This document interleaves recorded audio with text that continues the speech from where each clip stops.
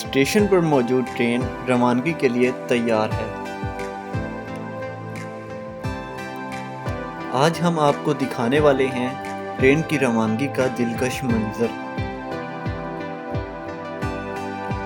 Whistle के बाद train चल पड़ी है, मगर बहुत आहिस्ता है। एक ट्रेन में 15 बोगियां या डिब्बे लगे हुए हैं, जिसमें तकरीबन 2000 से ज़ायद अफराद मौजूद हैं। ट्रेन में बज़ाहिर बैठने की जगह तो नहीं है, लेकिन इसके बावजूद पाकिस्तान रेलवे खसारे में है। इस खसारे का जिम्मेदार कौन है? आप भी सोचें, मैं भी सोचता हूँ।